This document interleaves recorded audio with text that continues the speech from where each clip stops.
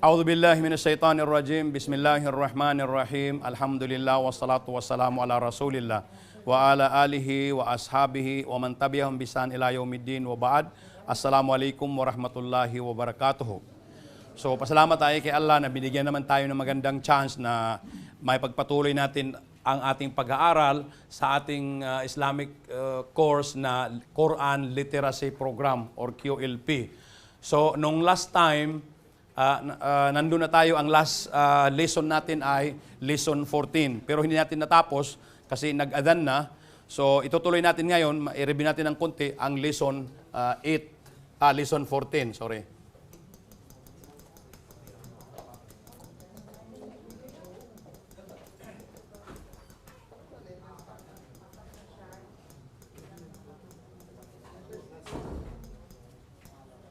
So, ito ang lesson 14. So, i-review lang natin ng madali. Bismillahirrahmanirrahim. Qala Rasulullah sallallahu alaihi wasallam, addibu auladakum ala salasi khisalin. Addibu auladakum ala thalathi khisalin. Hubbi nabiyikum wa hubbi ali baitihi wa tilawatil qur'ani fa inna hamalatal qur'ani fi dhilli arshillahi yawma la dhilla illa dhilluhu ma'a anbiyaihi wa asfiyaihi. Rawahu at-Tabarani an Ali. Ulitin natin, repeat after me para yung iba ma-encourage, okay? Qala Rasulullah sallallahu alaihi wasallam, addibu auladakum ala thalathi khisalin. Hubbi nabiyikum wa hubbi ali baitihi wa tilawatil qur'ani fa inna hamalatal qur'ani fi dhilli arshillahi yawma la dhilla illa dhilluhu ma'a anbiyaihi wa asfiyaihi. Rawahu at-Tabaraniyu. Okay. Ang meaning niya, i-deduce na natin kasi ano lang yun naman ito, madaling review kasi ginawa na natin nung last time. Sinabi ng propeta, qala Rasulullah sallallahu alaihi wasallam, sinabi ng propeta sallallahu alaihi wasallam, ibig sabihin, peace be upon him, turuan ninyo yung addibu auladakum, turuan ninyo auladakum ang inyong mga anak, ala salasi khisalin, ng tatlong bagay. Yung salasi khisalin ng tatlong bagay, ng tatlong uri, tatlong knowledge. Pagmamahal, ano yun? Una, hubbi nabiyikum, pagmamahal sa propeta ninyo. Turuan natin ang mga anak natin na mahalin nila ang ating mga propeta, ang mga propeta nila o mga propeta nating lahat. Then, pangalawa, wahubbi ali baitihi, at ang pagmamahal sa kanyang pamilya. Mahalin nila ang ating mga propeta at mahalin din nila ang mga pamilya ng ating mga propeta. Then, watilawati, pangatlo, watilawatil Quran, at ang pagkagusto sa pagbabasa ng Quran. Pangatlong ituro natin sa mga bata, mga anak natin, ay yung interest nila, pagsisikap nila o pagkagusto nila sa pagbabasa ng Quran o pag-aaral sa Quran. Fa inna hamalatal Quran, katotohanan, hamalatal Quran, ang may kaalaman sa Quran, fi dhilli arshihi, o fi dhilli arshillahi, pasisilungin sa ilalim ng aras, fi dhilli arshillahi, sa lilim ng aras o trono ng Allah, yawmal qiyama, yawma la dhilla illa dhilluhu, yawma, sa araw na walang ibang masisilungan, walang ibang shade doon na maaaring silungan ng tao, yon, pasisilungin sa lilim ng ars, sa araw na walang ibang lilim o walang ibang masilungan, maliban lang doon sa aras ng Allahu Ta'ala. So dito sa yawma la dhilla illa dhilluhu, katotohanan ang may kaalaman sa Quran, pasisilungin sa lilim ng ars ng Allah sa araw na walang ibang masisilungan. Baliktad lang yung pagkabigay ng meaning kasi yung style ng yung sound niya, hindi pwede word by word. Ang meaning ng fi dhilli arshillahi, yawma la dhilla illa dhilluhu, katotohanan ang may kaalaman sa Quran, pasisilungin sa lilim ng aras ng Allah o trono ng Allah sa araw na walang ibang masisilungan maliban lang sa lilim ng Allah. Ma'a anbiyaihi, sa pagsilong ng mga tao na yon, yung pasisilungin ng Allah doon sa kanyang aras, mayroon sila mga kasama doon na ang mga propeta. Mga kasama natin doon ang mga propeta. Kung mapunta tayo doon, inshallah. Propeta ng Allah. Wa asfiyaihi, at ang mga pinili niyang mga tao. So doon sa aras na yon, may mga nandoon ang mga propeta ng Allah at saka yung mga malapit sa Allah, na tapos itong mga bata na ito na tinuruan mo, mga anak mo, tinuruan mo ng pagbabasa ng Quran at natuto siya at binigyan siya ng Allah ng promesa na ito. So itong mararatnan niya doon, nandun ang mga makakasama niya ang mga propeta ng Allah at saka yung mga pinili ng Allah ng mga tao. Sana inshallah mapasama tayo doon sa mga pinili o kaya dito sa mga batang ito na nag-aaral ng Quran. Then, ang kahulugan, dagdag na pagpapaliwanag sa hadis na ito, una, kailangan sa mga magulang na turuan ang mga anak nila tungkol sa sira ng propeta sallallahu alaihi wasallam, gawing masaya ang sesyon sa bahay.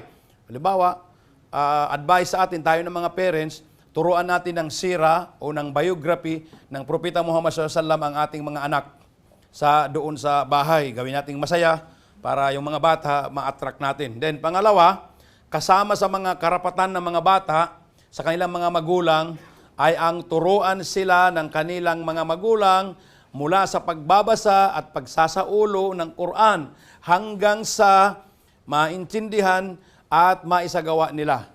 So, yun, advice natin sa mga anak natin, pero paano tayo makapag-advise, paano tayo makapagturo kung hindi tayo marunong? Kaya nandito tayo. So, alhamdulillah, malaking chance, binigyan tayo ng Allah ng chance na makapunta, makadalo, makasali sa ginawa nating kurso na ito, Quran Literacy Program. At least, alhamdulillah, nakuha natin itong mga impormasyon na ito. At pag natuto tayo, inshallah, mas mapapadali yung pagturo natin sa ating mga anak. Kung hindi kayo nag-aral, di tayo mag-aral, tapos sasabihin mo lang sa mga anak mo na mag-aral kayo, ganito, bla bla, pero hindi kayo nag-aral. So mabuti yun, nandito tayo, alhamdulillah. At nakuha natin itong mga impormasyon na ito. Pangatlo, ang pag-aaral sa Quran, dapat bawat magulang ay maturuan nila ang kanilang mga anak. Hindi na sana obligasyon ng mga ustads lang. Mga ustads lamang ang pagsimula sa pagtuturo sa mga bata. Siyempre, mag-start sa bahay, simula nung maliit pa yung bata, i-training mo na sa pag-memorize ng Quran, literon, sa pagsusulat. Then, pagpadala mo sa kanila sa paaralan, so yun ang magpapatuloy yung mga ustad. Pero ang problema, saka na yung mga bata matuto, pag pumasok sa kinder, bago na maturuan ng mga ustad doon, o kaya pagpasok sa grade 1. So, ang mas maganda, simulan natin sa bahay. Pang-apat, Mas mahal ng Allah ang mga taong natututo sa salita ng Allah. So kung gusto nating mahalin tayo ng Allah, so we'll try our best na matuto tayo sa Quran. Kaya alhamdulillah, mabuti nga na nandito kayo, nandito tayong lahat ngayon para matuto tayo ng Quran at maituruan sa ating mga anak.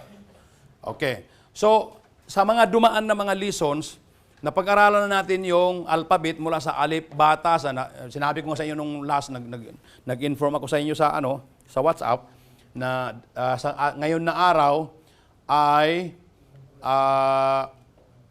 mag-quest tayo o kaya ang gagawin kung gusto kong gawin na lahat kayo ay uutusan kong i-request kong mag-recite ang bawat isa ng Arabic alphabet mula sa alif hanggang sa ya.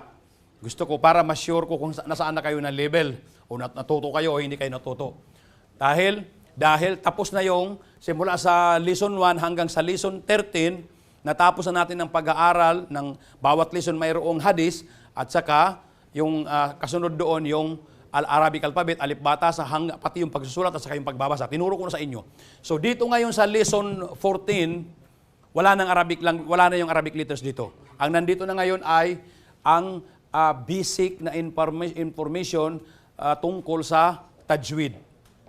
Kasi ang ating kurso na ito, Quran Literacy Program, ang guide talaga nito doon patungo sa tafsir, yung pagtatafsir ng Quran. Pero mahirap kasi yung lulundag tayo doon sa pagtatafsir ng Quran, samantalang ang karamihan sa atin hindi pa marunong sumulat, hindi marunong magbasa, so hindi maganda. Mapag-aralan mo ngayon, bukas makakalimutan mo kasi hindi ka nakakabasa, hindi ka nakakapagsulat. Mas maganda yung marunong kayo magsulat, marunong kayo magbasa, then marunong kayo ng tajwid. So malaking benefit. So yung mga brothers, yung iba na hindi na nakahabol ng pagsimula natin ng alif bata, sa paki-review na lang yung module ninyo at saka kung gusto ninyo, isulat niyo yung pangalan ko sa Homer Pagayawan doon sa YouTube at makikita niyo yung level 1 ng Arabic na tinuro ko paano pagbabasa, pagsusulat. Nag-marketing na ako ng YouTube. So meron doon may lecture ako doon na doon kayo makakahabol. So dito, ano ba itong sinasabi na Lam Kamariya at saka Lam Samsiya? Very important ito sa beginning ng pag-aaral natin ng tajwid. So ang Lam Kamariya at saka Lam Samsiya ay ito. Alis ko muna yan. Ang Lam Kamariya at saka Lam Samsiya, ito siya. Merong lam na ganito. Ayan ang lam. Then, merong lam na pwede mo siyang patungan ng sukon. Ang pagbasa diyan ay al. Merong another lam na kasama ang alif sa unahan, hindi ito nilalagyan ng sukon. Tapos ang kasunod niya na letter dito, kung ano yung letter na kasunod, automatic siya, mayroong shadda. Halimbawa, ganyan, lagyan shadda, so ang pagbasa diyan ay double S, assa. Assa. Dito, halimbawa ito,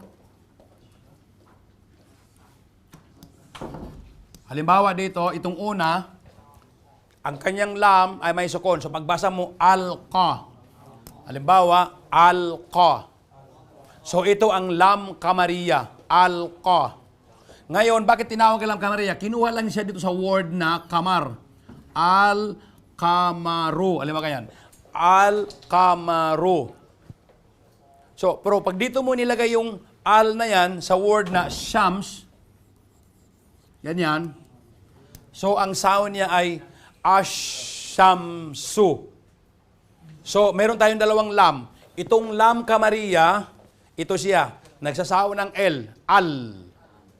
Ang Lam Shamsiya, pag yung lam na yan, pag ipinasok mo doon sa word na shams, ang nature niya, hindi magsasaw ng L. At saka yung unang letter ng word na yon ay magkakaroon ng sadda. Naging ashamsu. Ulitin ko ang pagbigay ng example. Halimbawa, ganito. Ang word ay kamarun.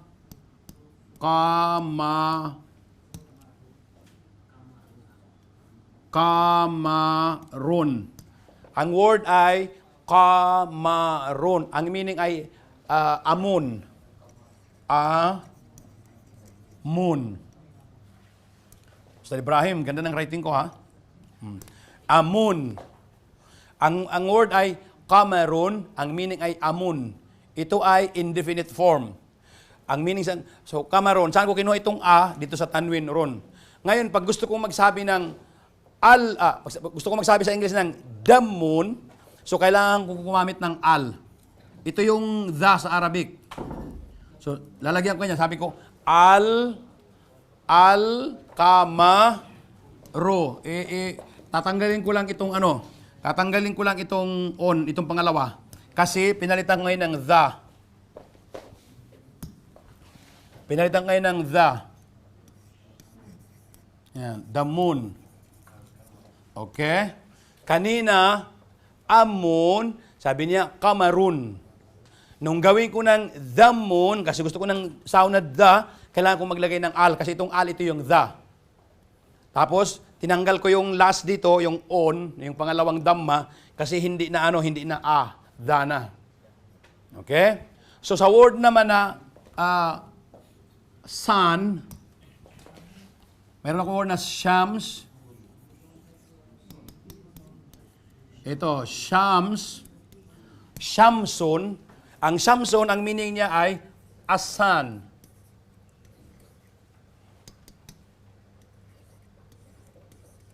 Yan. Asan. So, ang Arabic ay Shamsun. Ngayon, kung gusto kong magsabi ng the sun, ang araw, the sun, so papalitan ko itong A ng the. So, kailangan kong tanggalin itong, tatanggalin ko yung isang O dito, yung tanwin, tapos maglalagay ako dito ng alif at saka lam. Tingnan nyo, ang lam na ito, walang sound. Kasi automatic, magkakaroon ito ng shadda. Magiging ashamsu. Sabi mo, Ustad, anong palatandaan? Paano ko malalaman na ang word na nandito, pag gusto kong, paano ko malalaman na yung word na nandyan, gusto kong gawing gusto kong ipasok ang paano ko malalaman na ang word na iyan ay hindi magsasawon yung L, o kaya magsasawon yung L? Paano ko malalaman? So, para malaman ninyo, sa Arabic, we have 28 letters in Arabic alphabet. Ang 14 letters among the 28, sila ay belong to the Qamar letters. Yung another 14 letters belong to Shams letters. So kaya sinabi na mayroong moon letters sa English, moon letters, at saka mayroong sun letters. Kalimutan natin yung English. Bumalik tayo sa original Arabic. So mayroong Qamar letters at saka mayroong Shams letters. So ito ang tinitingnan, itong nito. Bago yan pumasok, ang nauna sa kanya ay letter Q, letter lam. Bago din ito pumasok, ang kanyang naunang letter ay shins. So diyan sa Kamariya, hindi ko na nailagay dito, mayroon diyang grupo ng mga letters, tulad halimbawa ng alif, ba, jim, ha, kha. Yan ay grupo ng mga Qamar letters. Ano nawala dito? Ta, tha. So yung ta na yun, ito, ta, at saka tha, grupo yan ng Shams letters. Paano ko nalaman? Kasi pinag-aralan ko. So ngayon nag-aral kayo, malalaman ninyo. Ano pagsunod na letter? Kha. Ano sunod sa kha? Dal. Dal. Saan ngayon grupo ang dal? Kamariya, Samsiya? Samsiya. Bakit? Kasi yung letter na dal, halimbawa tulad ng word na dars. Ibig sabihin ng dars, lesson. Dars. Sabi mo, darson, alison. Gusto mo sabihin ng the lesson, so ad-darsu. So walang sound ng L. So kasama siya dito ang dal, ang zal, ano pa? Ra, zay, ano pa? Sin, shin, shin.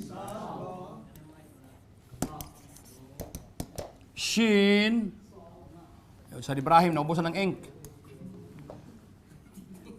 Sin, shin. Anong nauna? Sin, shin? Shin? Okay. Next, sad, dad, ta, The, ain. Saan ang ain ilalagay? Saan ang ain? Kamariya. So, sunod ng kha, dito ay ain, ghain, ano pa? Fa. Saan nalagay saan ang fa? Kamariya. Fa, ang kaf, Kamariya. Ang kaf, are you sure? Ka. Anong example ng word na ka? Lala, ito na, kaf, yung ka. Hindi. Khamis, yung araw. So, Kamariya, Samsiya, Khamis, Al-Khamis. Correct. Ito siya. Hindi iba yung Khamis. Kha yun, nandito na. Tapos na, oh. Yung kaf.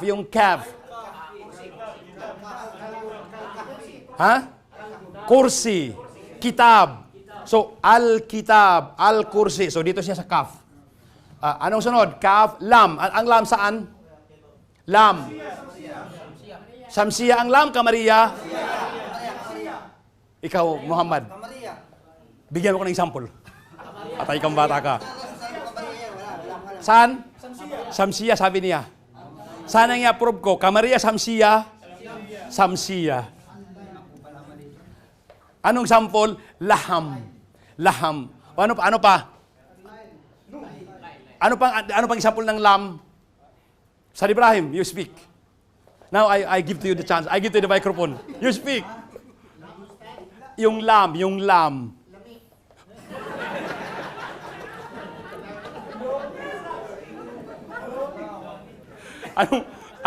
Anong sunod sa lam? Mim. Saan ko ilalagay ang mim? Mim. Kamariya. Mim. Ang nun. Okay. Lami kaayo.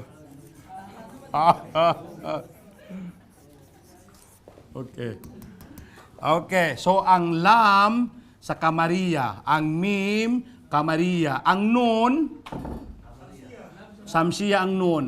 Tingnan nyo, sabi mo, yung word lang na nun, pag al-nun, hindi. An-nun. An-nas. Kul a'udhu bi rabbin nas. May alif lam yun. An-nas. So dito siya. Anong nun? Mim, nun. Ha. Saan ang ha?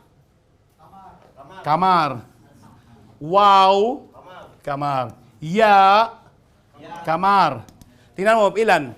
1, 2, 3, 4, 5, 6, 7, 8, 9, 10, 11, 12, 13, 14. Sumubra.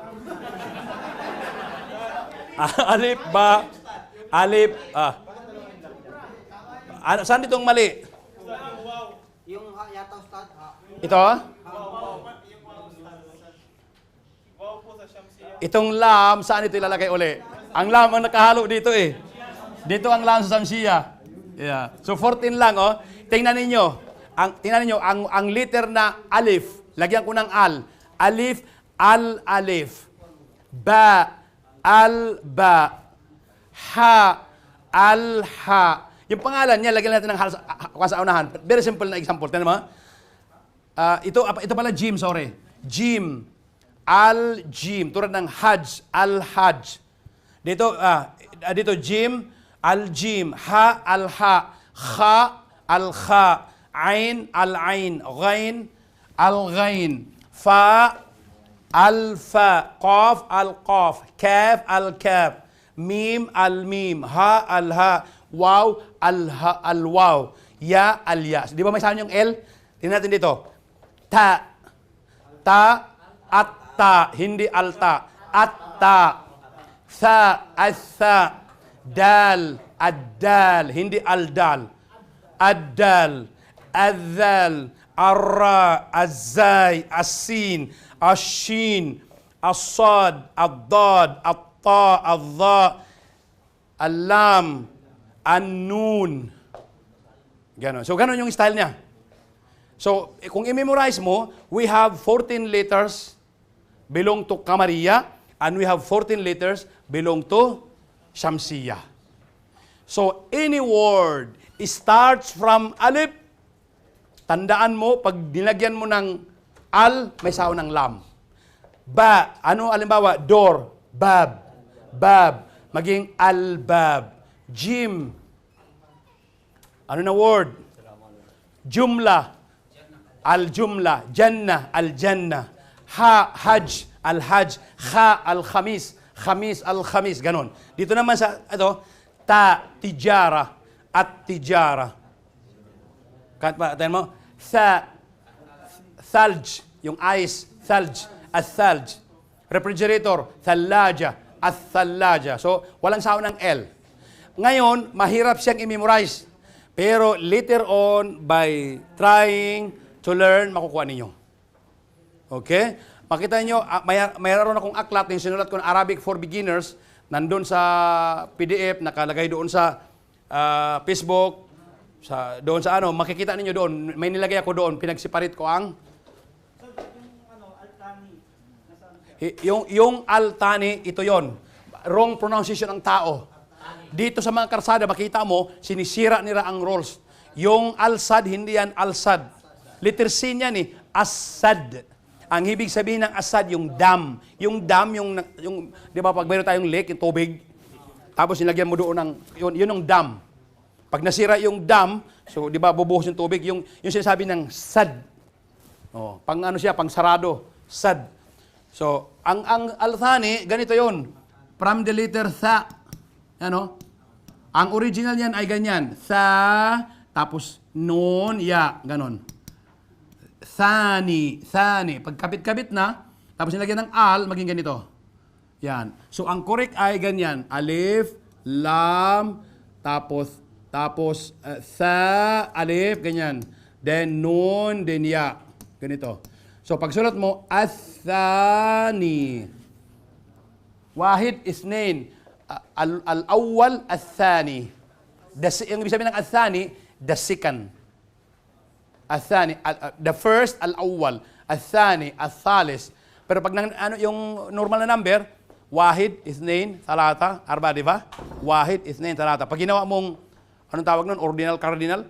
Sabi mo first, second, third. Sabi mo al-awwal, first. Second, al-thani. Third, al-thalis. Arabi, al-khamis, al-sadis. As-sabi, as-samin, at-tasi, al-ashir. Ganun. First, second, third. Sa number, wahid, ithnain, talata, arba, khamsa, sitta, saba, samanya, tisa, asyara. Pag ginawa mong yung anong tawag nun, nagkukonfess ako nitong ordinal ka nun, nakakalimot na ako nun. Basta ang istan, sabi mong first, al-awwal. So, al-awwal, al-thani, al-salis, al-rabi, al-khamis, al-sadis, al-sabi, al-thamin, al-ashir, sa Ibrahim, al-hadiya ashar, 11th. Okay? So, nakuha nyo na ang letters ng, nakuha na natin ang letters ng Lam Kamariya at saka Lam Samsiya. Iris ko na lang muna. Tapos, ginamit dito. Ano yun sa Ibrahim yung the first, the second, the third. Kahit sa mga, yung mali ang pronunciation na Al-Thani. Ang correct ay Athani. And then, ano yon? We are mahirap kong baguhin yung rules ng Arabic na pag-aaral. Kasi ang ginawa ng tao, imbis na as-sad, ginawa niyang al-sad. Okay? Pero gusto ko lang ituwid. Gusto ko lang na maintindihan ninyo. Okay? Ganon. Bahala nang ikulong ako, Ustad Ibrahim. Okay? Basta may tama ko yung tama. So, alhamdulillah, babasahin ko, sabi niya, Lam Kamariya at saka Lam Samsiya. Ano ba ito sila? Sabi niya, ano ang kahulugan ng sinasabing Lam Kamariya at Lam Samsiya? Ang sinasabing Lam Kamariya at Lam Samsiya ay lam na kasama ng alif sa unahan ng mga kalima, ng mga salita. Tulad nito, ayan yung alif at saka yung lam na magkasama sa unahan ng salita. Okay? Katulad ng al-kamaru. So, nandun siya, al-kamaru. At asyamsu. So, doon, may sound ang al, may nakapatong na sukon. Yan. Dito, walang nakapatong na sukon. Tapos, automatic itong letter shin, mayroong shadda. So, pag nag-sound yung al, so hindi may-apply yung shadda. Basta tandaan ninyo, lahat ng letter na belong to Samsiya, Yung beginning na letter niya ay pinapatungan ng shadda. Mayroon siyang shadda. Every time na, pag wala pa itong al, ang basa mo dyan ay Shamsun. Walang shadda nung sin. Walang shadda nakalagay. Patha lang, Shams. Pero pag nilagyan mo ng al, automatic itong lam na ito hindi magsasound at magkakaroon siya ng shadda. Magiging double yung letter na itong shin. Magiging Ash-Shamsu. Okay? Ang lam kamariya at lam samsiya ay palatandaan ng kalima na pangalan or noun. Ustad Ibrahim, ang al, itong alif at saka lam, never na papasok sa verb. Any verb in Arabic, any verb, hindi pumapasok ang al sa unahan. So any word na makita mo na mayroong al sa unahan, that is noun. Okay? Ang lam kamariya ay yaong lam na kasama ng alif na nagkakaroon ng boses, yung L, may sound yung lam. Kapag binanggit ang kalima, kapag isinulat ang lam kamariya at binanggit, katulad ng kalima na al-kamaru, ang lam al-kamaru. Then ang lam samsiya naman ay yung kasama ng alif na hindi nabibigkas. Katulad ng kalima na ash-shamsu. Hindi nabibigkas yung L. Walang diretso ka lang sa ash-shamsu, hindi nabibigkas yung lam. Ang palatandaan ng lam kamariya sa Quran, nilalagyan ng sukun. Pag nagbukas ka ng Quran, yung lam kamariya may nakapatong na sukun tulad niyan. At walang shadda ng litrang sumunod sa lam. Itong kaf na ito, ka, walang nakalagay na shadda. Dalawang tuldok yan. Sa Quran, nilalagyan ng sukun at walang shadda ng litrang sumunod sa lam. Katulad nito, al-kamaru. At ang palatandaan naman ng lam shamsiya sa Quran ay walang sukun nito, ngunit mayroong shadda sa litrang kasunod nito, kasunod ng lam, katulad nito, ash-shamsu. Ayan yung lam, walang sukun na nakapatong, at itong shin mayroong shadda. Ash-shamsu. Again, ano ang pinakamadaling pagkilala sa lam kamariya at kalam samsiya? Titingnan lang ang litrang lam na kasama ng alif kapag kamariya at ang lam na ito ay binibigkas. So that is lam kamariya. Naging al, nabibigkas siya. At kapag ang makikitang lam na kasama ang alif ay walang sukun nito at mayroong shadda ng litrang kasunod nito, kasunod ng lam, iyon ay lam samsiya. At ang lam samsiya na ito ay hindi binibigkas. Klaro? Okay. Ngayon, tingnan natin. Activity tayo. Define lam kamariya and lam samsiya in your local dialect. Ano ang ibig sabihin ng lam kamariya? Ibrahim. Ang lam kamariya, kasama ang alif at binibigkas pag nakapatong ng sukun. Correct, sagot niya. Hindi mo na video, Isa. I-video mo siya para ma-insert mo doon sa para masaya siya. Okay. Anong gusto mong i-define? Ito rin, lam kamariya? Baka mas klaro yung sa'yo. Sige daw.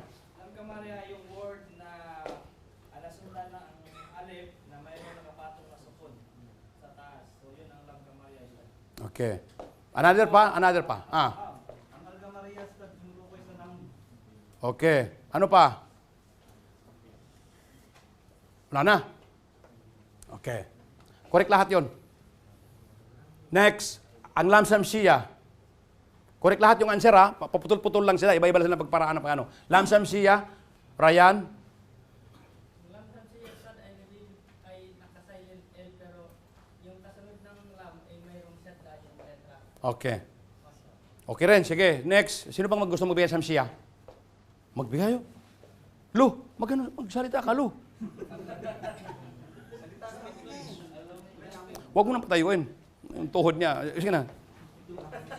Ano ang ibig sabihin ng lam samsiya? Lam samsiya Ay hindi lam kamariya. Sige. Ang lam samsiya ay hindi lam kamariya. Sige, mag-answer ka na sa'yo. Ang lam samsiya ay? lam samsiya ay yung alif na Na-demoralize ko siya. Ulitin mo nga. Ang lam samsiya ay? Ang lam samsiya ay nanguna yung alif, kasunod ng lam na walang sukon. Correct din siya. Ikaw. Okay, correct din. Ang lam siyamsiya, ito ay subo ng 14 na letra. Okay. At ito ay, ang palatandaan po nito ay merong shadda upang hindi mabasa ang alif. Correct din. Another paraan ng pag-explain yun. Meron akong hinahanap na pag-explain. Ikaw, Jamil. Pero correct lahat yung sinabi ninyo. Ang lam samsiya, lam na walang sukol, Ah. pero may syada ang kasunod na litra. Okay, makalapit sa sinabi niya. Ano pa? Kasi si Jamil, ang lam daw na walang sukon. Okay din yun.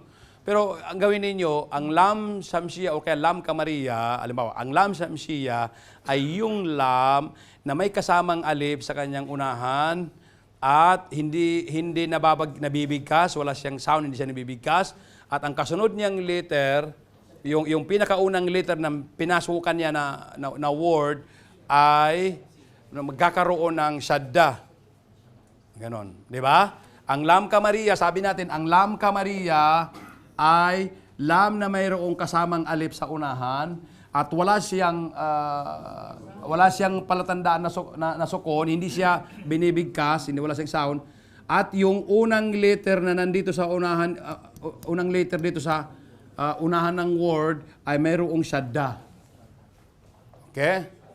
Ang lam kamariya ay lam na may kasamang alif na hindi siya nilalagyan ng sukon, hindi siya binibigkas, tapos yung susunod sa kanya na letter o kaya yung pinakaunang letter doon sa salitang pinasukan niya ay magkakaroon ng shadda. Kasi ang original nito wala kasi yan eh. Ganyan yung word eh. Tingnan nyo, una, ganyan ang word. Una, ang word, ganyan. Siya. Ganyan o, siya. O ganito siya, shams. Pumasok ang alif at saka lam.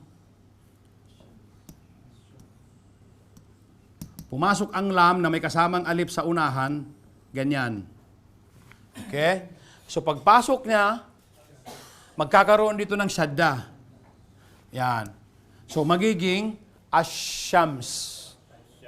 Asyams. Whereas ang kamariya, sabi niya, ang lam kamariya, yung lam na may kasamang alif sa unahan niya at mayroon siyang sukon, siya ay mayroong boses, sound, at yung letter yung word na pinasok niya, halimbawa, ganyan, ito yung unang letter, ay walang shadda.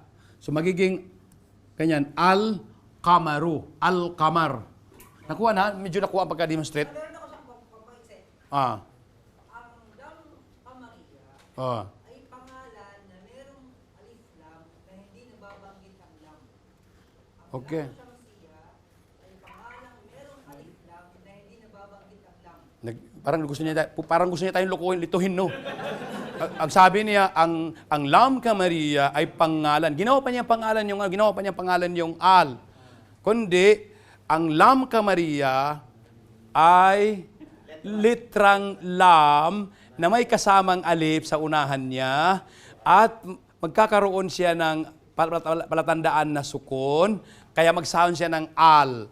Then, papasok siya doon sa word niya, ganon. So dito, ang lam samsiya naman ay litrang lam na may kasamang alif sa unahan at ito ay walang palatandaan na sukun. And then yung word na papasukan niya, yung unang letter doon ay magkakaroon ng shadda. Hello? Okay. Okay na bro? Next. Give the sign of lam kamariya and lam samsiya in your local dialect. Paano mo ito sasagutin? Give the sign of lam kamariya and lam samsiya in your own dialect. Halimbawa, sabihin mo. So, yun yung inuulit-ulit natin kanina. Yung palatandaan niya, ang sasabihin natin, ay lam na mayroong kasamang alif sa unahan at wala siyang walang sukon, walang sound. At ang susunod sa kanya na letter ay yun ay magkakaroon ng shadda. Sa samsiya. Sa kamariya naman, yung ang ibig sabihin ng kamariya, yung palatandaan niya, ganito lang. Yung lam na mayroong sukon, at ang samsiya, yung lam na walang sukon. Ah. Ha? Oh. Kaya nga, the sign of lam kamariya and lam samsiya. Yung palatandaan niya. Samsiya, gusto mo ng sample? Yung word na inuulit-ulit, yung shams. No, kafirun. Kafirun? No, kamariya yon. Kamariya.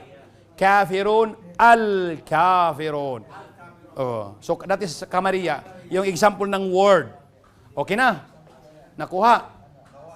Okay, next. Activity. Say true or false.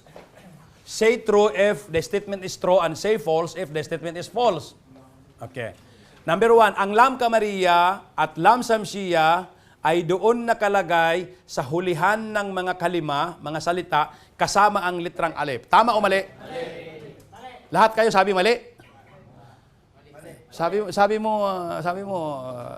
tama. Parang narinig ko ganyan eh. Sabi mo, tama? Ha? Anong sinabi mo? Ito. Ang lam kamariya at lam samsiya ay doon nakalagay sa hulihan ng mga kalima, ng mga salita, kasama ang litrang alif. Tama o mali? Naguguluhan na siya, Sir Ibrahim. Ano ang answer nito? Tama o mali?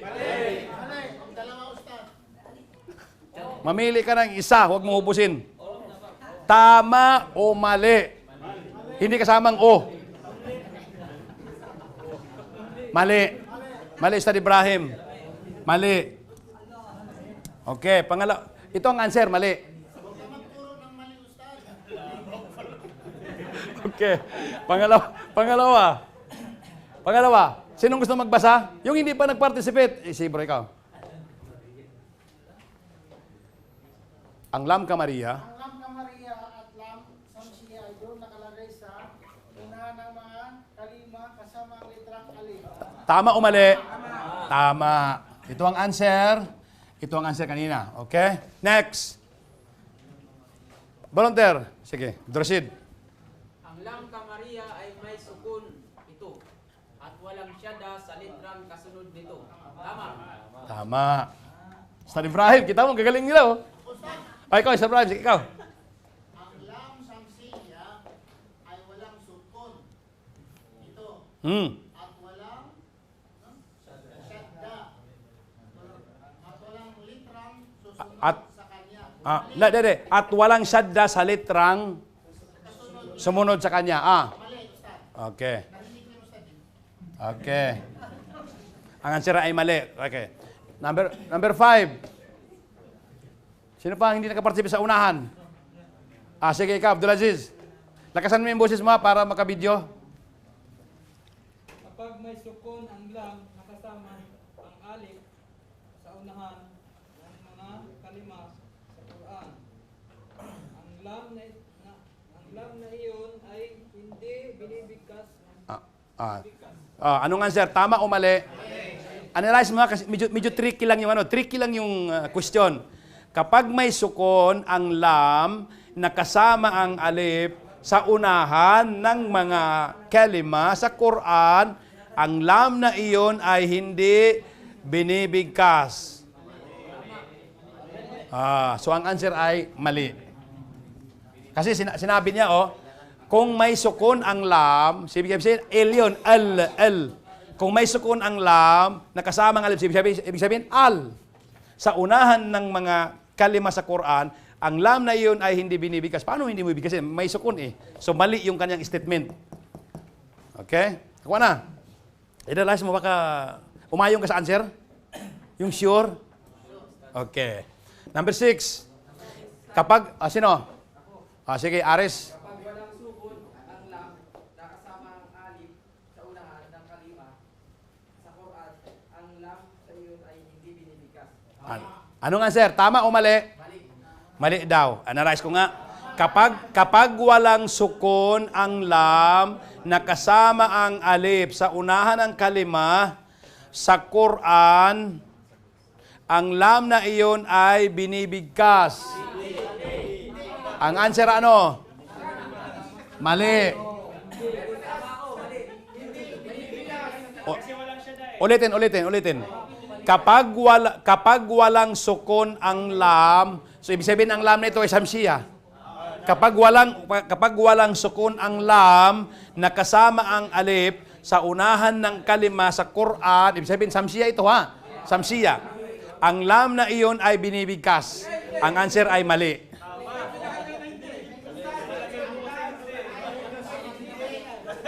Sandali. Ha?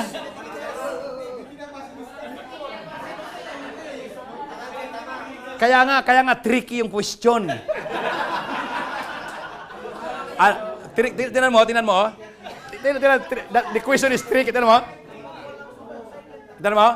Kapag walang sukun, tingnan mo, sabi niya, kapag walang sukun ang lam, nakasama ng alif sa unahan ng kalima sa Quran, ang sukun ang lam na yun dahil walang sukun, that is samsiya. So ang samsiya, alam natin na hindi binibigkas. Okay?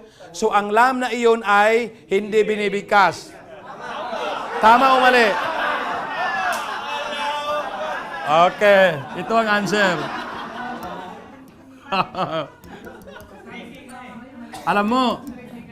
Alam nyo, si Brother Ibrahim, ibig sabihin, si Brother Ibrahim nakaintindi. Okay. Hindi ako mali, sinabayan ko lang si Aris. Nakadipinsa ako, ha? Okay, ikaw. Ang lam kamariya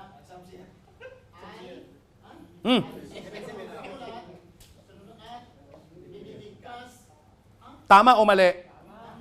Ang lam kamariya ay isinusulat at binibigkas. Tama o mali? Kasi paano magbasa kung wala sinusulat? Tama. Brother Afek. Ito last. Okay. Ang lam siyamsiya ay hindi sinusulat at hindi binibigkas.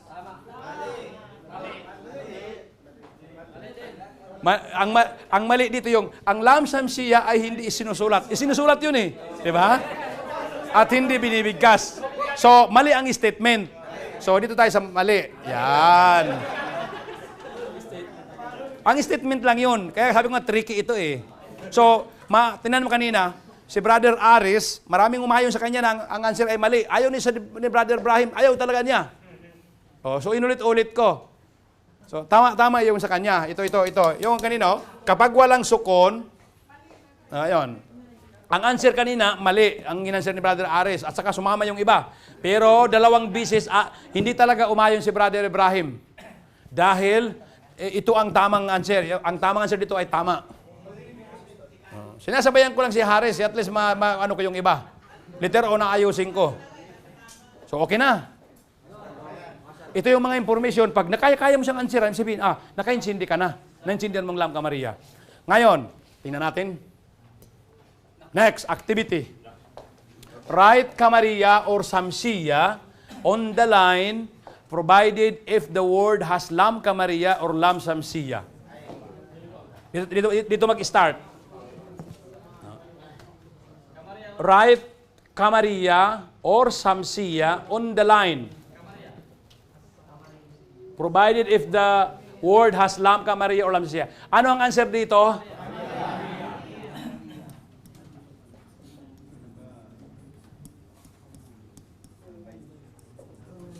Kamariya.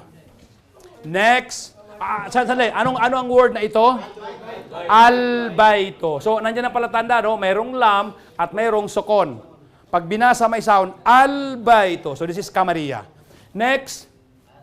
Al-amalu. Nandun ang palatandaan niya, di ba? Nandun ang lam nakasulat, nandun ang sukon.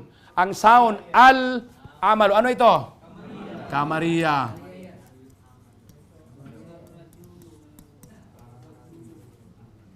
Next. Ano itong word? Ar-rajulu. Nakasulat ang lam, pero walang nakapatong na sukon. At yung kasunod niya na letter ay mayroong shadda.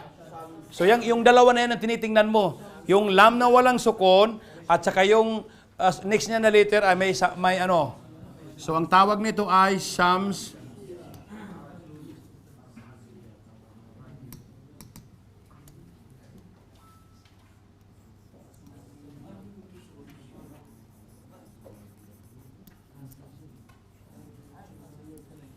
Shamsiya. Next. Dito pa. As-samako. Mayroong lam, pero walang sukon, at mayroong shadda sa nakasunod. So, pathay ito, asa. So, this is Shamsiya.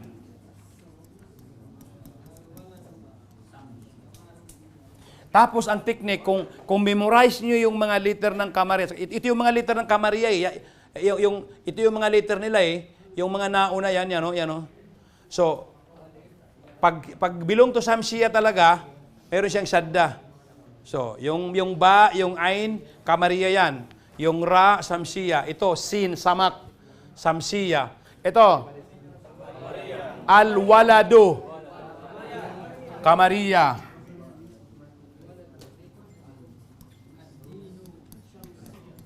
Kamariya. Next, ad-dino. Mayroong lam, walang shadda. Mayroong lam, walang sukon. Tapos ang next letter ay may shadda. Ad-dino. Okay, so Shamsiya. Shamsiya. Next. Ito, transliterate the following words. Transliterate. Ano ito na word? Albayto. Isulat ninyo nga. Para meron ng participant. Ito. Brother Ibrahim, ari ka nga muna dito. Isulat mo siya sa, alam mo yung sinasabi na transliterate?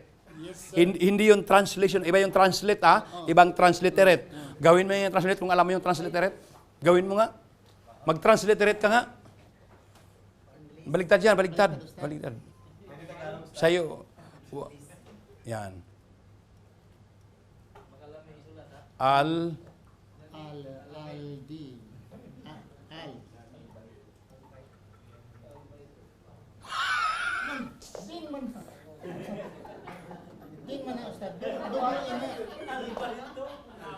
Okay. Dito ka. Basahin mo ang word na ito. Wala magsalita. Anong word na ito? Tama. Sorry. Hindi ganyan ng English. Dito. Yeah. Pindutin mo. Hindi, yun, pindutin. Ito. Yan. Sorry. Iganyan mo lang. Sige lang. Hindi. Yung pen. Yan. Nagulat ka, ha? Balik ka sa pen. Dubling turo ko sa ngayon, pati pen. Yan, okay. I-one word mo siya, albayto. Nagkatawa sila, mali pala. So, mali, maganda yan eh. Maganda rin yan eh. Alam ko, binibiro mo sila eh. Albayto. Kumplituhin mo na. Sige, okay. Tahimik ako. Tinuruan mo ako. Okay. Albayto. Okay na. Albayto. Next. Sa'yo yan. Ano ka? Yung pencil, ibalik mo yan mamaya ha. Huwag kang lumabas na hindi naiwan ng pencil ha. Ar-rajulo. Idiin mo. Yung pen. Dinidiin lang yung pen. Ayan. Yun. Ar-rajulo. Next. No. An-naru. Ay, nagbigay na pala ng chai.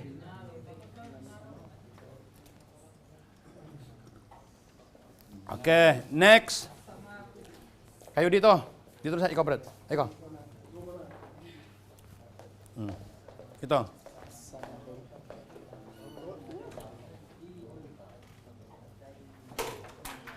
Idiin mo lang.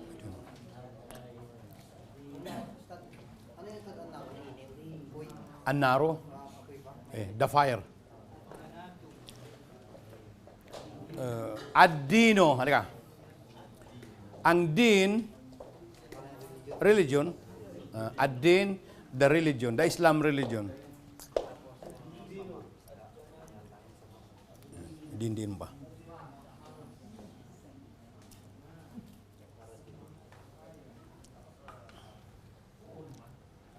Iyo.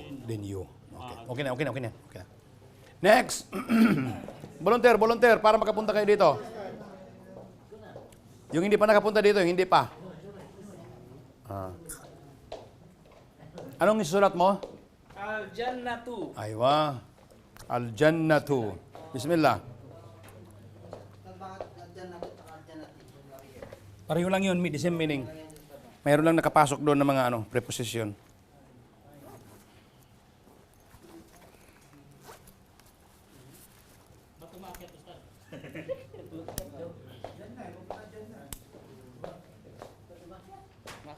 Oo. Al-Jannatu. So, okay na. Yung transliteration, transliterate the following words. Al-Baytu, Al-Baytu. Ar-Rajulu, Ar-Rajulu. An-Naru, An-Naru. As-Samaku, As-Samaku. Ad-Dinu, Ad-Dinu. Ang dapat lang dito, sa next time bro, yung nagsulat ng Ad-Dinu, kasi may ya dyan, ibig sabihin mahaba yung sound niya. So, ang gagawin mo, double E. Ganyan, no? E, then plus another E. Magiging Ad-Dinu. Dapat ganito siya, ayusin ko lang ha. Ganon. Ano din kayo, mas maganda yung standard talaga na transliteration. Dalawang E yan. Kasi mahaba yung sound niya, E, Ad-Dinu. Okay. Ang ginagamit ko, kapag ka-short O, ang gamitin mo U.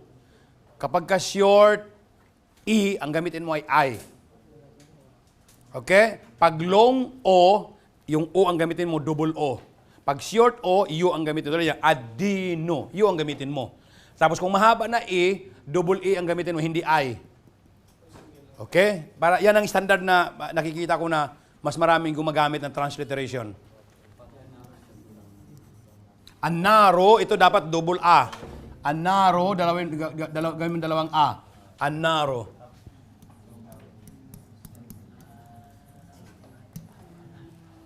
Okay, proceed tayo. Okay na. Matapos yung Lam Kamaria, isusunod natin itong Kalkala. So, alhamdulillah, tapos na tayo nag-aral ng alif batas, ha? Pati yung mga vowels niya. Naturuan ko na kayo paano pagsusulat, pagbabasa. But you have to review. Okay? Dito sa klase, itutuloy na natin itong pag-aaral natin ng mga basic na knowledge ng tajwid. Ang iba sa inyo, mayroon ng alam, advance ang iba, pero marami pa rin yung talagang zero pa ng tajwid. So, we have to start from the beginning. Next natin, kanina, ang napag-aralan natin kanina, yung Lam Kamaria at saka Lam Samsiya. Ngayon naman ay ang Kalkala. Ano ba yung itong mga Kalkala? Ito ay mga letters. Letters na Kalkala, another name niya sa English ay echo letters. O kaya yung nagbabound, bumabalik siya, parang pag nag-iiko siya. Tingnan nyo, paano nangyari yon? Ganito. Ano ang sinasabing Kalkala? Ang sinasabing Kalkala, letters ay boses ng mga iilang litra na kapag nagiging vowelless, sabi ni Ustad Ibrahim, kapag nagiging patay, ibig sabihin, hindi siya A, I, O, ang sound niya ay kaya sabi niya patay. Vowelless, kasi walang vowel. Ay bumabalik ang boses nito.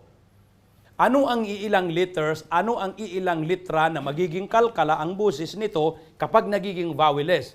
Ang mga iilang litra na nagiging kalkala ang boses kapag naging vowelless ay ang mga litrang sumusunod. Ito siya. Qaf, Qaf, Ta, Ba, Jim, Dal. So how many letters? We have 5. 1, 2, 3, 4, 5. Ano yun? Qaf, Ta, Ba, Jim, Dal. Kaya natin i-memorize? Qaf, Ta, Ba, Jim, Dal. Qaf, Ta, Ba, Jim, Dal. Mahirap i-memorize. May solusyon. Gawin nating word. Kutubu, Jaddin. Ano ngayon yung kalkala? Sabi mo, kutubu, Jaddin. Sabi mo, kutubu. Ano? Kutubu, Jaddin. 5 letters. Kutubu, Jaddin. So that is Qaf, Ta, Ba, Jim, Dal. Okay. Sa English, ganito na siya. I-memorize mo ng kutubu, Jaddin. Kutubu, Jaddin. Ayan siya. Kutubu, Jaddin. So, madali mong i-memorize. Sabi mo, Qaf, Ta, Ba. Ano yung sunod? Kaf, ta, ba. So, mahirap. Sabi mo na lang, kutubu, jaddin. Kutubu, jaddin. So, pag inano mo, i-analyze mo, kutubu. So, kaf, ta, ba, jaddin, jim, dal. Ayan siya. Yawan na teknik mo, kutubu, jaddin. Bakit ito tinawag na mga kalkala? Ba't siya nagbabaon? Ganito. Yung liter na kaf, liter na ta, liter na ba, liter na jim, liter na dal, kapag kasukon, ang pagbasa diyan ay akko. Tingnan, basahin mo muna. Then ibalik mo yung sound. Ko. Huwag ko. Kasi pag sinabi mong akko, ibig sabihin, ano yun? Yung dhamma. Ko. Ako. Kailangan, una, tapos ko. Ko. Hindi ku ha, para hindi you. Ko. Po. Akko. Atto.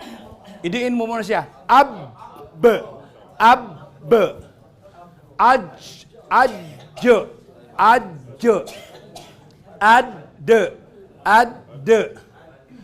Sa word na, sabi mo, la oko simo bihadal balad. Oko simo. Dapat ang pagbasa mo ito ay oksimo. Oksimo. Pero kung Arabic ang pagbabasa mo, Arabic lang, oksimo. Pero kung tajwid sa Quran, kailangan kalkala. Okosimo. La okosimo bihadal balad. Okosimo. At amahum. Ano na sura ito sa Quran? At amahum min ju'i wa amanahum min khawf. Okay, lilafi Quraish, di ba no? Ilafihim rihlata syita'i was-sayf. Falyabudu rabb hadzal bait alladhi at'amahum min ju'i wa amanahum min khawf. Ito. So ang pagbasa nito ay kung Arabic amahum. Pero sa Quran kailangan amahum. Pero itong akin ngayon, sumusobra yung sumusobra yung pagbigay ko ng kanyang rebound. Pero gusto ko lang at least maintindihan ninyo. Pero pag nagbabasa na kayo ng Quran, hindi na sabi yung ako. Hindi naman ganon. La oko si oko. Hindi naman ganon. Ano lang itong para ma-emphasize ko lang. Sabi ko, oko simo. Amahum. Then hablun. Pero sa Quran, hablun. Hablum mim masad. Sa suratul Masad. Hablum mim masad. Ayan. Ito, tajri. Yan o. Tajri. Pero itong sukun na jim, kailangan iparibaon mo siya. Taji. Dapat, tajri. Pero dahil kalkala, tajiri. Parang mayroong kasra na sound. Taji. Pero hindi kasra. Kasi kung kasra, magiging tajiri. Taji. Hindi diretso na taji. Tajiri. Then, ahadun. Pag diniretso mo, ahadun. Sa Quran, bawal na yung ahadun. Sa Quran, ahad. Qul huwa Allahu ahad. Allahus samad. Lam yalid wa lam yulad wa lam yakul lahu kufuwan ahad. Ganon. Pag nag-imam ka, sabi mo, Bismillahirrahmanirrahim, Qul huwa Allahu ahad. Allahus samad. Lam yalid wa lam yulad wa lam yakul lahu kufuwan ahad. Lahat ng mga nandun na sayang nga sinulo sa imam na ito. Bakit yun? Wala yung kalkala. Pero kung ang mga ma'mun mo walang alam, normal lang yun. Pero mag-ingat ka. Pag nagbabasa ka, hindi mo ni-apply ito, mawawala ng gana yung mga followers mo. Kung tarawi yung iimam mo, ang tagal nun, tapos puro mali yung tajwid mo, mahirap. Mawawala ng gana yung mga tao. Pero mas mashallah kung kabisado mo ito, ang ganda. So ang example natin dito, ang Suratul Nas, i-apply natin ng kalkala, Suratul Nas, Suratul Falak, Suratul Falak, nakikita nyo dyan? Itaas ko ang konti, ganyan, no? O, yung mga nasa malayo, para makita ninyo. Yung mga nasa malayo, nagiging kalkala ang mga letters, nagiging kalkala ang mga litrang iyon kapag nagiging vowelless. Lahat ng makikita mo ng mga letter na ito, kapag ka-vowelless sila, maging kalkala. Pero kung may mga vowel sila, halimbawa A, I, O, so hindi sila magkalkala, hindi mag-rebound. Diretso. Tingnan niyo dito. Tingnan niyo, may calf dito, oh. Hindi naman siya sukon. Meron siyang so diretso po kasi kul. Kul. Pero tingnan mo ang lam, walang rules ng kalkala. Hindi ka magsabi ng kul. Hindi. Diretso lang, kul. Kul a'udhu birabbil falaq. Min syarri ma khalaq. Wa min syarri ghasikin. Tingnan mo, ghasikin ghasikin. Kasi diretso. Pero kung uhinto ako dito, sabi ko, wa min syarri ghasiqo. Kailangan ko yung ko. Kasi nag-period ako eh. Nag-pause. Wa min syarri ghasiqo. Pero kung diretso, wa min syarri ghasikin idza waqab. Yan ba? B. Waqab, waqab. Wa min syarri nafathati fil uqad. Fil uqad wa min syarri hasidin idza hasad. Di ba? Nakuha natin. Falaq, khalaq, waqab, fil uqad idza hasad. So yun ang kalkala. So bakit basahin ha? Basahin natin din. Repeat after me. Qul a'udhu birabbil falaq.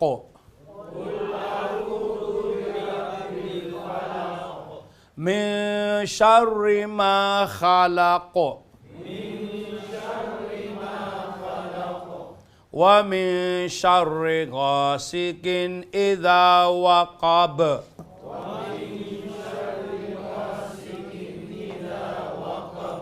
Wa min syarri nafathati fil uqad.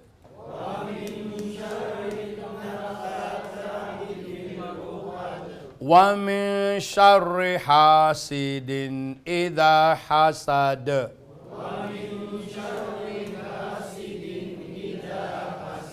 Masya Allah. Sinong gusto mag-volunteer? Yung hindi pa nakapag-anak. Yung hindi pa nakapag-anak. Yung hindi pa. Yung iba muna. Nanganad siya. Permiling siya. Kanang uban na pod. Ayaw sa. Kanang uban. Sino pa? Yung hindi pa nakapag-anak.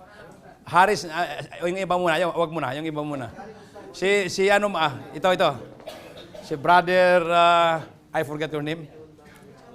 Aywa. Brother Abdul Karim. Bismillahirrahmanirrahim. Qul a'udhu birabbil falaq. Masya Allah. Min syarri ma khalaq. Wa min syarri ghasikin idza waqab. Wa min syarri naffathati fil 'uqad. Wa min syarri hasidin idza hasad. Masya Allah. Tatanan mo sa Ibrahim, ang dali niya natuto. Ngayon pa lang, marunong na. Ganyan, kagaling yung mga estudyante dito sa klase na ito. Ngayon pa lang siya nagbasa, pero kuha na kaagad. Ikaw na naman? Sige. Okay daw. Sige daw, okay.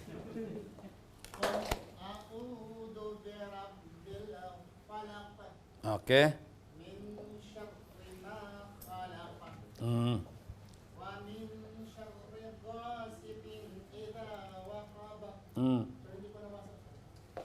Sige lang,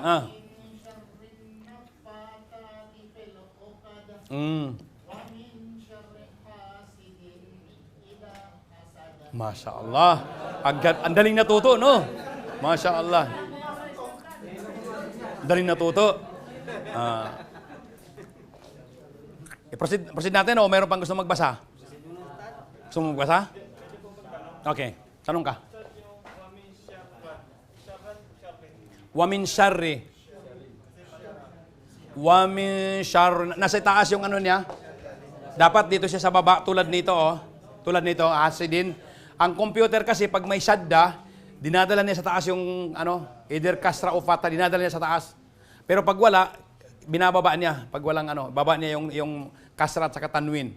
Pero pag may shadda, dinadala niya sa taas. Pero nasa ilalim nung, ang palatan niya ng kasra, nasa ilalim nung shadda. Okay, at least, nakuha natin yung bilis-bilisan natin kasi lang muna ito, basic.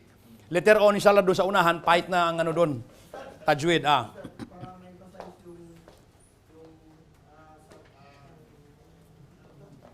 Maria, yung sa wamin syari na patatibalugan. Pinanggit yung lam sa Dito nga, kung alibawa, ang inano ko lang kasi muna ngayon, ang in-apply ko dito, yung sinasabing kalkala. Pero kung isali natin yung natikap natin sa unahan na kamariya, lamsam siya lam kamariya, dito sa word na Qul a'udhu birabbil falak, ito ay kamariya. Yan, al. Qul a'udhu birabbil falak. So itong al na ito, alif lam, kamariya yan. Dito sa word na an-nafathati, ito, so yan ay samsiya. Lam yan, tapos walang nakalagay na sukun sa ibabaw at may sadda sa next na letter, Anoin ko nga, tatanggalin ko yung natatago tuloy yung letter yan. Yon. So yan yung falak, yan yung lam kamariya, at dito ito naman ang lam samsiya. May yung L, mayroong sukon, itong L na ito walang sukon. So kamariya samsiya. Okay? So sa sura na ito, may dalawa dito na lam kamariya at saka lam samsiya, isa sila. Then yung mga rules ng mga kalkala. Meron pa mga iba dito hindi ko pa na-mention. May ikhfa, pero wag muna kasi hindi pa natin dumating sa ikhfa. Okay? O sakaya na, step by step, okay? Maganda rin yung na-remind niya ako, at least doble yung pagkatuto ng mga brothers. Next, sabi niya, define kalkala in your local dialect. Okay, sinong gusto magbigay ng definition ng kalkala? Ano ang kalkala? Silipin nyo dyan sa aklat, meron, okay. Ano ang kalkala? Hindi ko alam, please turuan nyo kung anong kalkala. Ang kalkala ay... Okay. Nag-smile yung kaibigan mo. Okay.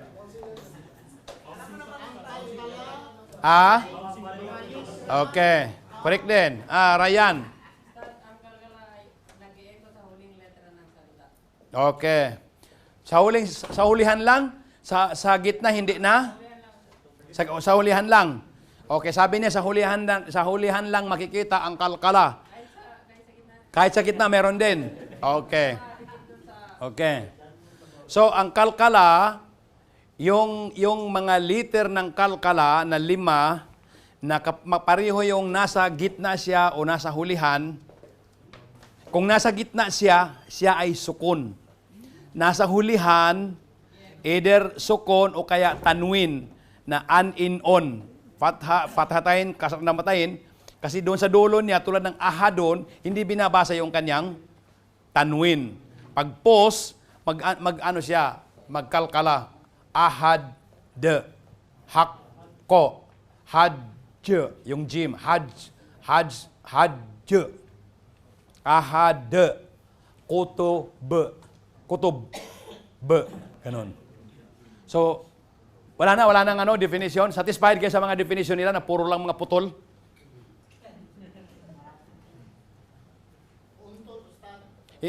Tingnan mo nga yung, Ustad Brian, basahin mo nga yung basahin mo nga yung definition ng kalkala. Ano ang sabing kalkala? Ang sinasabing kalkala ay boses ng mga ilang litra na kapag nagiging vowelless ay bumabalik ang boses nito. Aywa. Ano ang ilang litra na magiging Okay na. Yung definition lang sinabi ko. Okay na.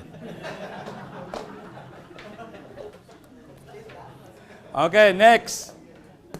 Never ako pupunta doon sa klase mo para hindi ka makaganti. Next. Give the letters of kalkala. Sinong gusto pupunta dito? Isulat. Give the ears sa kalkala. Yung hindi pa nakapunta dito. Florentino. Isulat mo yung kalkala. Yung kutubo jadin. Yung letter pa isa-isa. Ayun sa lalim mo. O, isulat mo na dyan. O, sige. Kaf. Yun. Okay. Okay. Okay. Okay na. Sabi niya, Kaf, Ta, Ba, Jim, at saka Dal. So, isa sa mga letters na ito, pag na, ano dyan, so nagbabaon siya. Yan yung kalkala. Okay? Say true the statement if the statement is true and say false if the statement is false. Sabihin mong tama sa statement na tama, mali sa mali. Ang kalkala ay mga litra na kaf, ta, ba, jim, dal kapag naging vowels sa hulihan ng mga aya. Tama o mali? Ang mga kalkala ay mga litra na ito sila, 5. Kapag naging vowels sa hulihan ng mga aya, so naging kalkala sila. Hindi kompleto yung ano, di ba? Kadalasan doon sa mga dulo, hindi yun vowels eh. Tanwin yun eh, an, in, on. Nandun sila sa mga vowels sa gitna. So ang impormasyon niya, halimbawa, mali. Yan. Nagiging kalkala ang mga litra na kaf, ta, ba, jim, dal kapag nakalagay sa gitna habang ito ay nasa posisyong vowels. Pag nasa gitna siya, then siya ay vowels, so siya ay kalkala. Tama. Pero pag nasa gitna siya, pero hindi siya vowels, so hindi siya kalkala. Hindi siya mag-iiko. Number 3, kahit hindi vowels ang mga letters na kaf, ta, ba, jim, dal, kapag ito ay nasa hulihan ng kalima ay magiging kalkala. Tama o mali? Tama. Tingnan mo, oh. Kahit hindi vowels, mayroon siyang a, i, o, mayroon siyang an, in, on na vowel. Okay? Basta ito na mga litra. Kapag sila ay nasa hulihan ng kalima, magiging kalkala. Tulad ng kul huwallahu ahad. Allahu samad. Kung doon sa Qul a'udzu birabbil falaq, Qul a'udzu birabbil falaq min syarri ma khalaq. Hanggang sa dulo. Okay, magiging malungkot kami ha. Okay, next. So ang answer dito ay tama. Okay na, clear na ito. Okay, another activity. Write Q in the front of kalkala and write H in front of non-kalkala. Simple lang. Ito na word ay write Q in the front of kalkala and write H in front of non-kalkala. Ang word na hablon. Merong kalkala o wala? Anong ilalagay ko dito? Q. Yung word na yajiharu. Mayroong kalkala o wala? Meron. So, anong ang kalkala dito? Jim. Ano ang kalkala doon? Ba. Dito, lahab. Ano ito? Kyo. Okay. Dito, wasatna. Wasatna. May kalkala o wala? Okay. Wasatu. Wasatna. Okay. Dito, yafkido. May kalkala wala? Yafkid. Okay. Ano ang kalkala dito? May nagsabing wala eh. Dal. Okay. Yalij. Yaliju. Yalij. Yalij. Okay.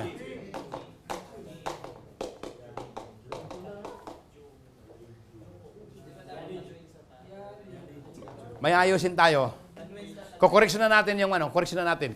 Maraming mali sa answer. Una, hablon. Kalkala wala? Ustad Ibrahim, ang word na ito, kalkala, may kalkala dito, wala? Mapi? Pi. Yung ba na sukon, nasa gitna, may ba na sukon dyan. Habe. Habe. Aywa, so, kalkala. Dito, yaji haru. May anong letter dito ng kalkala? Meron, wala?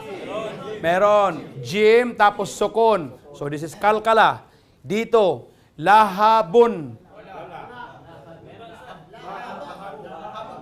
So, dito, ang rules, kapag ka ang letter na kalkala ay nasa dulo, yung pagsabi ko ng letter na kalkala, yung kapag ka mayroong isa doon sa mga letter ng kalkala, nasa dulo, so kahit hindi siya sukon, kalkala yan kasi mag-period ka. Lahab, lahab.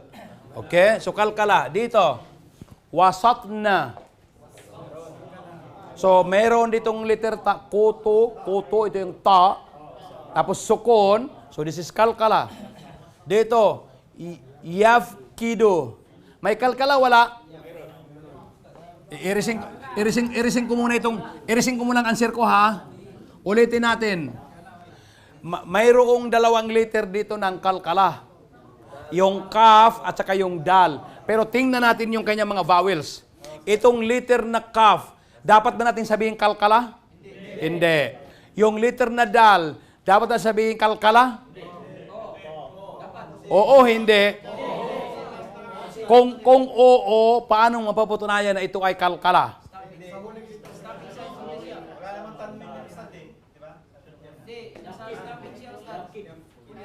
Yafkidu. So ang nasa gitna, kaf, kalkala ito, pero dahil may kasra, so hindi siya considered na kalkala. Nasa gitna. Pero ang letter na dal, nasa dulo. Okay? May vowel siya, pero nasa dulo. So pag nag-period ka, sabi mo, yafkid de. Hindi ka pwede mag-pause ng yafkidu. Magkakaroon ng ha. Yan mo, yafkidu. So hindi pwede. So kailangan pag period mo, yafkid de. So kalkala ito. Kalkala ito. Ang dal kalkala. Yafkid, nag-period ka, oh, yafkid de. Yafkid de. So kalkala. Dito, yaliju.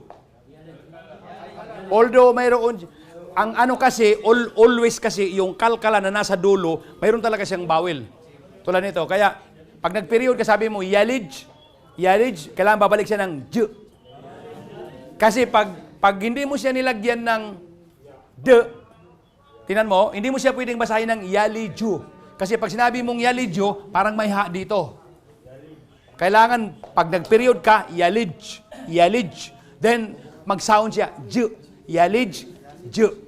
Pero kung ididiretso mo siya pagbasa, tapos may mga words dito, so hindi siya kalkala. Hindi ka huminto, idiretso eh. Pero kahit dumiretso ka, tulad nito, tulad ng, yan. Kahit dumiretso ka, dahil may sukun siya, kalkala yan, kalkalin mo siya. Okay? So, ganito, yaliju, pag dumiretso ka, hindi siya kalkala. Halimbawa, may another word dito. Sabi mo, yaliju, bla bla, ganun. So, hindi siya kalkala kasi dumiretso ka. Tapos may ano siya, mayroon siyang vowel. Pero pag tinanggal mo yung vowel na yan, tapos may kasunod dito, tulad nangyari sa wasatna. So, kaya no, wasatna, kalkala. Wasato na. Okay? At least nakarating sa inyo yung ano. I-develop lang natin. Ang importante ngayon, basic tayo muna, basic. So, later on, lalalim siya ng palalim. Mayroon pang mas mahirap dito. Palalim. Nag-start lang muna tayo sa basic. At least, dumating sa information ninyo, naintindihan ninyo ang letter na kalkala. First, sabi natin, ang letter na kalkala ay 5. Kaf, ta, ba, jim, dal. Para ma-memorize, kutubo, jaddin. Okay? Tapos, paano ang application ng kalkala? Ang mga letter na kalkala, kapag ka nasa gitna siya ng word at siya ay vowelless, kailangan i-apply mo ang kanyang rebound. Ganon. Pero pag nasa dulo siya, tapos mayroon siyang vowel, pag nag-period ka, magiging kalkala. Tulad ng ahadon, sabi mo ahad, de. Wakaba, sabi mo wakab, kasi mag-period ka. Pero kung didiretso ka dahil may mga word doon, so hindi mo kailangan yung kalkala, hindi siya magkalkala kasi may vowel siya. Nagiging kalkala lang siya pag mag-pause ka. Kailangan kailangan ma-apply yung mga ano na yon. Okay? So ngayon, next, pronounce the following words. Pronounce the following words. Ano ito? Hablun. Habl or hablun. Hablun. Ito. I-pronounce lang. Yajharu. Yajharu. Hablun. Yajharu. Ito. Lahabun. Lahabun or lahab. Ito. Wasatna. Wasatna. Yafkidu. Yafkidu. Ito. Yalijo. Okay, repeat after me. Hablun. Yajharu. Lahabun. Wasatna. Yafkidu. Yaliju. Okay. Syukran. Next. Lesson 15. Can we do again? Can we continue? Little? Okay. So, bilis-bilisan natin ngayon para makumplito natin ang dalawang lesson. So, next, sa lesson 15 naman tayo, lesson 15. Qala Rasulullah sallallahu alaihi wasallam, man qara'a suratal kahfi yaumal jum'ati adha'a lahu minan nuri ma bainal jumu'ataini. Ma baina jumu'ataini. Correction natin ang word na Jum'a. Sabi natin, Jum'a ang pronunciation. Actually, hindi sukon yung mim. Kailangan Jumu. Jumu'a. Hindi, ang correct na pronunciation ay hindi Jum'a. Jumu. Jumu'a. Yan ang tamang ano niya, vowel. Jumu'a. Yun ang Jum'a. Okay, ulitin ko. Qala Rasulullah sallallahu alaihi wasallam, man qara'a suratal kahfi yaumal jum'ati adha'a lahu minan nuri ma bainal jumu'ataini. Rawahu an-Nasaiyu wal Baihaqiyyu al hadisu sahihun wa sahahu al-Albani. Rawahu an-Nasaiyu wal Baihaqiyyu al hadith sahih wa sahahahu al-Albani. Ang hadis na ito, sabi niya, narrated by An-Nasai at saka si Al-Baihaqi, at ang hadis daw ay sahih. Ang hadis na ito ay sound at kinuriksyonan siya, wa sahahahu al-Albani. Kinuriksyonan siya ni Sheikh Al-Albani. Ito si Sheikh Al-Albani, isa sa mga ulama na mga contemporary scholars na bago pa lang namatay, wala na siyang ginawa sa kanyang buhay kundi nag-check siya ng hadis. Mayroon siyang aklat na silsila, yung anong tawag ng silsila?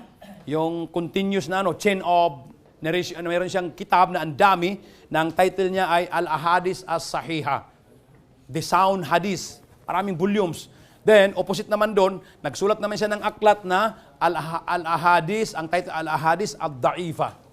The Weak Hadith.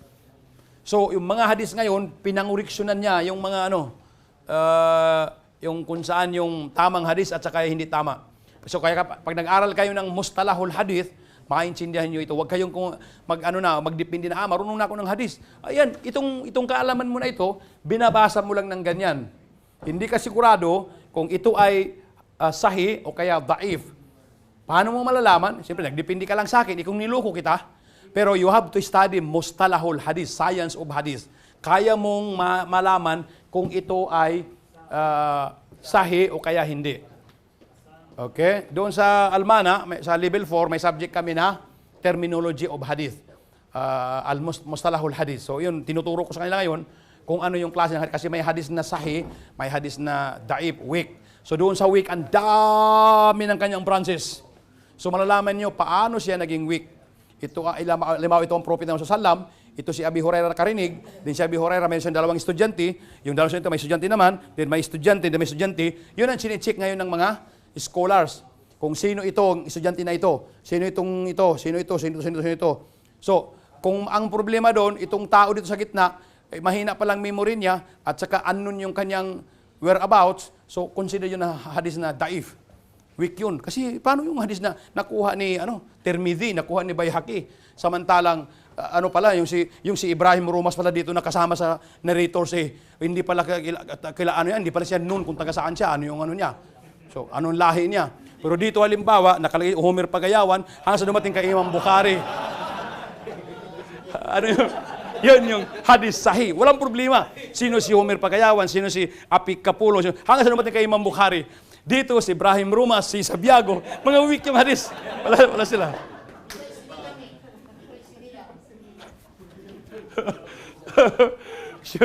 Klasiko ito makinig ka lang. Okay, repeat after me. Kala Rasulullah sallallahu alaihi wasallam.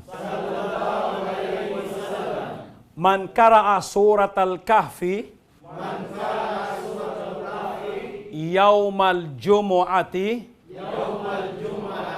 ada'a lahu minan nuri ma bainal jumu'ataini rawahun nasaiyu wal bayhaqiyu al hadisu sahih sahahahu al albani. Itong Albani, si Sheikh Albani ito, doon siya sa Jordan. Dito ang sikat dito sa Saudi, si Sheikh bin Baz, si Sheikh Al-Uthaymin at kayong mga iba pang ulama. Ito yung talagang doon na siya namatay sa pag-check ng hadis. So marami kang makita mga hadis na Sahih Albani. So pag nadaanan nito, sigurado ka na genuine yung hadis, inshallah. Then ang meaning niya ay sino man ang magbasa ng Suratul Kahf sa araw ng Jumu'ah, Biyernes, si Allah ay magpapasikat, si Allah ay magpapasikat ng isang liwanag para sa kanya sa pagitan ng dalawang Jum'ah. So ibig sabihin, between two Fridays, meron kang nur. Meron kang ilaw mula kay Allah dahil sa pagbabasa mo ng Suratul Kahf. Binabasa ito sa, halimbawa ngayon, Thursday, bukas Jum'ah, magsimula ka ng after Maghrib, magbasa nun. Then pagka Jum'ah, sa umaga, hanggang sa ngayon, halimbawa, magbabasa ka nito. Yung Suratul Kahf, Bismillahirrahmanirrahim, Alhamdulillahilladzi anzala ala abdihil kitaba walam yaj'al lahu iwaja. Qayyiman liyundhira ba'san shadidan min ladunhu wa yubashshiral mu'minina. Ito yung Suratul Kahf. So pag binasa itong Suratul Kahf, pag binasa ninyo yung Arabic, then basahin niyo ang kanyang meaning, napakaganda ng kanyang meaning at marami kayong makukuha na lessons dito. Tungkol kay Nabi Musa, tungkol kay Nabi Khidir, tungkol sa dito, ang dami ng aral na makukuha dito sa Suratul Kahf. Kung paano si Nabi Musa na nakapagsabi ng salita na parang nakapagsalita siya na akala niya siya na yung pinakamaalam na tao. So sinagot siya ng Allah na meron pa palang ibang tao na mas marunong sa kanya. Ang pangalan ay si Khidir. So nagulat siya. Meron pa palang mas magaling sa kanya. So hinanap niya ang tao na ito para makahingi siya kasi nasabi sa kanya ng mayroon pang tao na mayroon siyang alam na hindi mo alam. So, na-challenge siya ngayon. Hinanap niya si Nabi Khidir kung ano yung nalaman ni Nabi Khidir na hindi niya alam. So, hinanap niya. Nagdala siya ng kasama niya. Meron siyang escort kasama. Then, hinanap nila. Dalawa sila naghanap. Hindi nila makita. So, somewhere, nangyari yung napagod sila, namahinga sila. So, habang nakatulog ang Nabi Musa, yung kanya namang kasama ay inaantok na.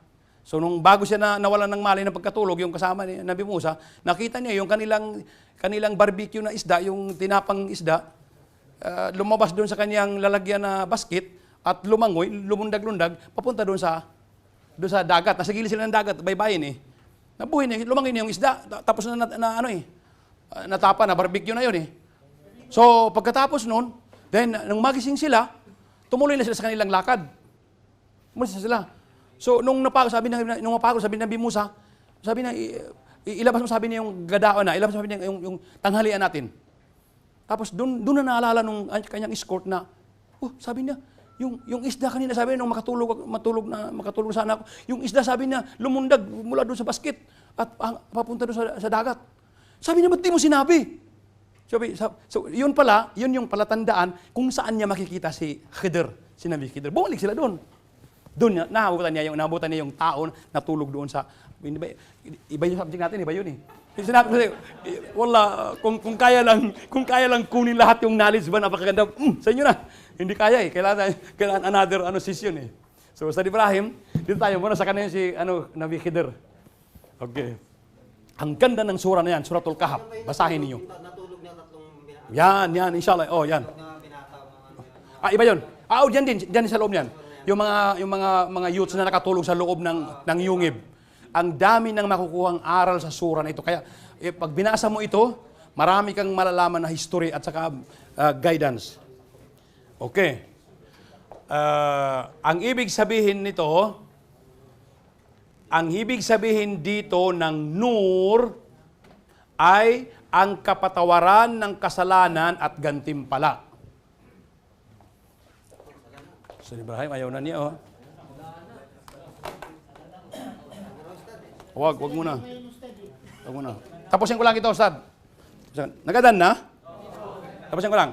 Ang ibig sabihin dito ng nur ay ang kapatawaran ng kasalanan at gantimpala. Sa makatuwid, mula sa gabi ng Biyernes, ang isang Muslim ay dapat maglaan ng oras upang maupo at basahin ang Suratul Kahf at maging isa sa mga pinagpala. So kung gusto natin makuha natin itong biyayang ito, magbasa tayo ng Suratul Kahf. Kahit mamaya matapos ang asar, may chance ka pang magbasa. Okay? Sa madaling salita, ang Surah Al-Kahf ay isa sa mga magigiting na mga sura ng Quran. Okay? Sa makatuwid, ang bawat lalaki at babae na Muslim ay dapat subukang magsimula sa pagbabasa ng Surah Al-Kahf sa mga regular na mga oras. So yung hindi pa niya alam noon, ngayon nyo lang nalaman, so you have to start now.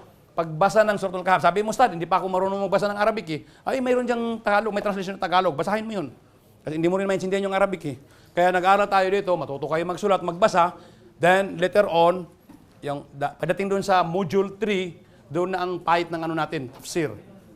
Sa Module 3. Itong sa next na module, at the end of this module, reading. Sa Module 2, mostly reading ng hadith at saka reading ng Quran. Sa Module 3, doon ang tafsir. Okay? So, mayroon pa tayong noon sa akin sa next na lang. Inshallah. Na? Okay, maraming salamat sa ipagpatuloy natin sa next at maraming salamat sa pagdalo ng mga brothers. Ang huwag niyong kalimutan ang mga pinsel, ibalik niyo. Ako nang bahalang magserbisyo sa inyo paghahakot ng pinsel palagi, pagdala ng pinsel. Basta ibalik niyo lang. Okay? Assalamualaikum. Ibrahim. Assalamualaikum warahmatullahi wabarakatuh.